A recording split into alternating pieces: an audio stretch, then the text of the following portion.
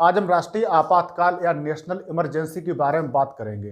राष्ट्रीय आपातकाल अनुच्छेद 352 के तहत घोषित किया जाता है और राष्ट्रीय आपातकाल की उद्घोषणा के आधार निम्नलिखित हैं।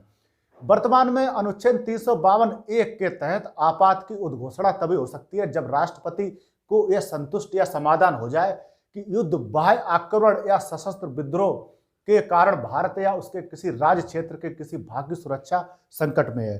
यहाँ राष्ट्रपति की संतुष्टि या समाधान का अर्थ होता है मंत्रिपरिषद की संतुष्टि या समाधान। मंत्रिपरिषद ही आपातकाल के प्रस्ताव पर राष्ट्रपति को सहमत या उस पर मोहर लगाने के लिए प्रस्तुत करता है। राष्ट्रपति उस पर सहमत देता है। मूल संविधान में सशस्त्र विद्रोह के स्थान पर आंतरिक अशांति शब्द का प्रयोग किया गया था, लेकिन 1975 का आपातकाल, जो कि जून 1975 में लगाया गया था, इंदिरा सरकार ने आंतरिक अशांति शब्द का दुरुपयोग किया, ऐसा माना गया। इंदिरा सरकार द्वारा इस शब्द का दुरुपयोग करते हुए भारत में आपातकाल लगाया गया और ऐसे मनमाने नियम और कानून थोप दिए गए जनता पर, जिससे जनता के मूल अधिकारों का हनन हुआ। उसके बाद जब लोकसभा के आम इलेक्शन हुए तो जनता पार्टी ने अपने चुनावी घोषणा पत्र में यह उपबंध बदलने का आश्वासन दिया कि हम मूल अधिकारों की बहाली पुनः करेंगे और आंतरिक अशांति शब्द का दुरुपयोग होने से रोकेंगे। उसके बाद जनता पार्टी की सरकार बन गई और जनता पार्टी की सरकार ने चुनाव जीतने के बाद उसके बाद जनता पार्टी सरकार ने 44वें संविधान संशोधन अधिनियम 1978 के माध्यम से अनुच्छेद 352 में आंतरिक अशांति शब्द के स्थान पर सशस्त्र विद्रोह शब्द का उपयोग किया। साथ ही साथ यह बात भी जोड़ी गई कि संकट उत्पन्न होने पर ही आपात की उद्घोषणा नहीं की जा सकती है, बल्कि राष्ट्रपति को यह समाधान हो जाए, अर्थात राष्ट्रपति या मंत्रिपरिषद को यह समाधान हो जाए कि निकट भविष्य में संकट उत्पन्न होने की आशंका है। और अगर राष्ट्रीय आपात की उद्घोषणा की अगर न्यायिक पुनर्विलोकन की बात की जाए तो उसका न्यायिक पुनर्विलोकन न्यायालय द्वारा किया जा सकता है। यह राष्ट्रपति की संतुष्टि या मंत्रिपरिषद की संतुष्टि का न्यायालय द्वारा न्यायिक पुनर्विलोकन या न्यायिक पुनरीक्षण किया जा सकता है।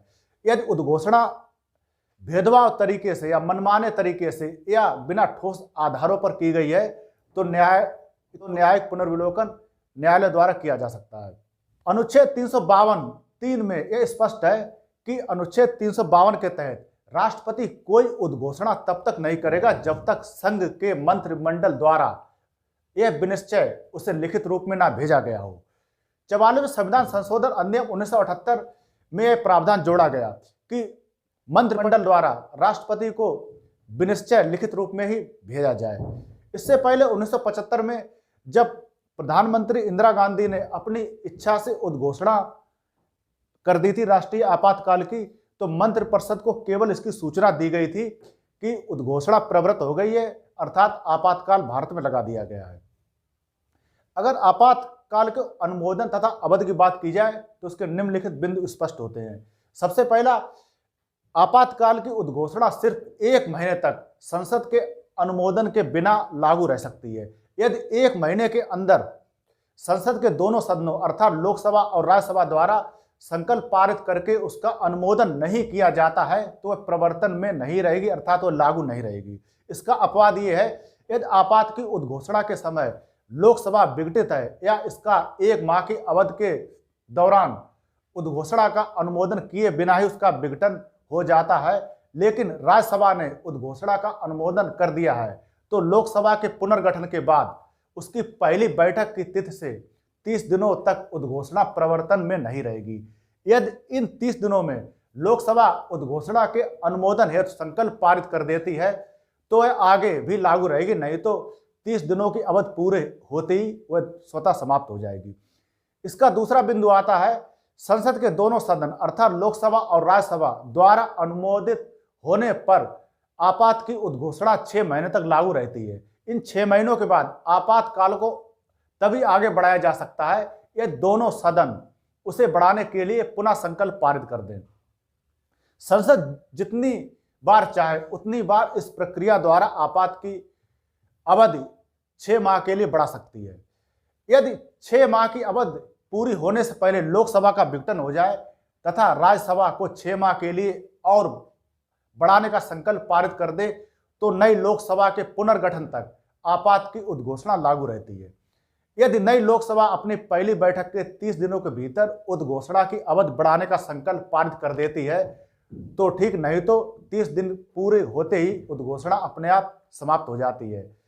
आपात की उद्घोषणा या उसके काल विस्तार की उद्घोषणा का अनुमोदन करने के लिए यह आवश्यक है कि संबंधित संकल्प संसद के दोनों सदनों अर्थात लोकसभा और राज्यसभा दोनों के विशेष बहुमत द्वारा ही पारित किया जाए।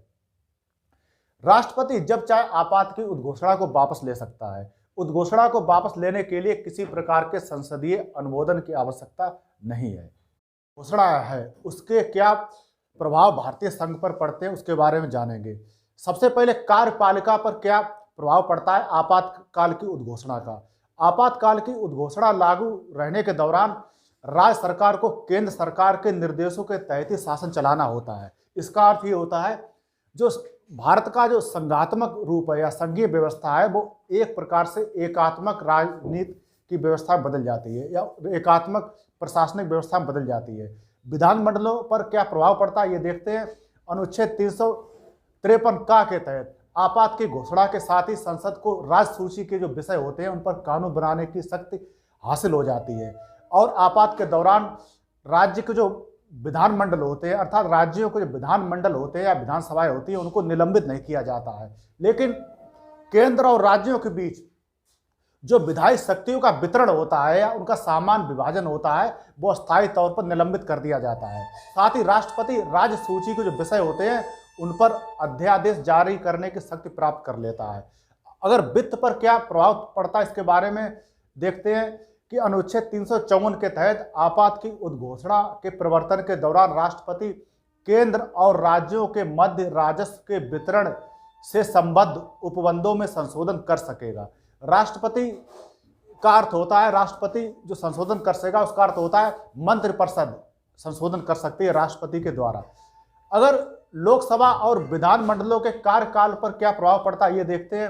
अनुच्छेद 83(2) के तहत आपात की उद्घोषणा के प्रवर्तन के समय संसद विधि या कानून द्वारा लोकसभा के कार्यकाल को एक बार में 1 वर्ष तक बढ़ा सकती है। इसके बाद भी वह जितनी बार चाहे विधि या कानून द्वारा 1 वर्ष के लिए उस अवधि को बढ़ा सकती है।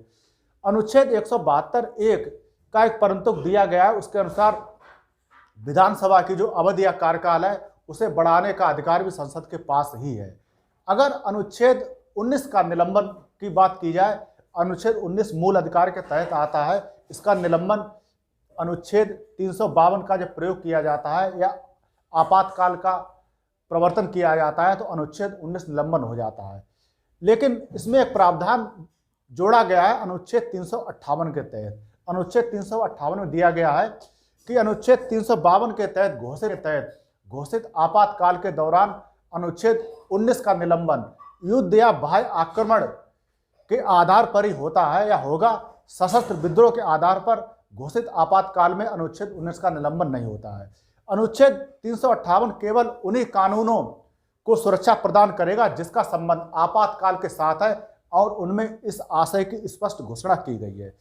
अगर आपातकाल की उद्घोषणा के अन्य प्रभावों की बात की जाए, अन्य मूल अधिकारों पर क्या प्रभाव पड़ता है वो हम आगे देखते हैं। अनुच्छेद 359 के तहत अनुच्छेद 359 के तहत राष्ट्रपति को यह अधिकार है कि वह आपात की उद्घोषणा के दौरान आदेश निकालकर घोषित कर सकता है कि भाग 3 में शामिल कौन कौन से मूल अधिकार हैं उनको न्यायालय में प्रवर्तित कराने का अधिकार निलंबित रहेगा। अर्थात किन मूल अधिकारों को न्यायालय में चुनौती नहीं दी जा सकती अगर उनका हनन होता है तो। उसके बाद जनता पार्टी सरकार ने 44वें संविधान संशोधन अधिनियम 1978 के तहत अनुच्छेद 359 के प्रयोग पर 2 शर्तें आरोपित कर दी जो अभी भी हैं। पहली शर्त है कि अनुच्छेद 359 के तहत जारी आदेश से अनुच्छेद 20 और अनुच्छेद 21 जो जीवन के अधिकार से संबंधित हैं उनका मूल अधिकारों को निलंबित नहीं किया जा सकता है। अर्थात अनुच्छेद 20 और 21 के तहत जो मूल अधिकार नागरिकों को दिए गए हैं वो किसी भी हालत में निलंबित नहीं किए जा सकते हैं न छीने जा सकते हैं। जबकि 1975 की इमरजेंसी के दौरान अनुच्छेद 20 और 21 जो मूल अधिकार नागरिकों के दिए गए थे उनको छीन लिया गया था या उनका हनन किया गया था। इसकी दूसरी शर्त आती है संसद द्वारा पारित किसी कानून को अनुच्छेद 359 के तहत मिलने वाली उन्मुक्ति तभी प्राप्त होगी यदि उस कानून में स्पष्ट उल्लेख किया गया हो कि उसका संबंध उस समय लागू आपातकाल की उद्घोषणा से है। अनुच्छेद 352 का प्रयोग अब तक केवल 3 बार किया गया है, अर्थात आपातकाल की उद्घोषणा भारत में अब तक केवल 3 बार की गई है। पहली बार उद्घोषणा 26 अक्टूबर 1962 को की गई थी। इसका कारण था सितंबर 1962 में चीन ने नेफा अर्थात नॉर्थ ईस्ट फ्रंटियर एजेंसी, जिसे वर्तमान में अरुणाचल प्रदेश का क्षेत्र कहते हैं, उस पर हमला कर दिया था। तो बाह्य आक्रमण के आधार पर की गई आपात की उद्घोषणा 10 जनवरी 1968 तक जारी रही। आपातकाल की दूसरी उद्घोषणा 3 दिसंबर 1971 को की गई, जब पाकिस्तान द्वारा भारत के विरुद्ध अघोषित युद्ध छेड़ दिया था। इसके बाद आपात की तीसरी उद्घोषणा आंतरिक अशांति के आधार पर 25 जून 1975 को की गई थी। यह उद्घोषणा 21 मार्च 1977 को वापस ले ली गई। तो ये तो हुआ आपातकाल, राष्ट्रीय आपातकाल और उसके प्रावधान, और साथ ही साथ आपात उद्घोषणा के प्रभाव।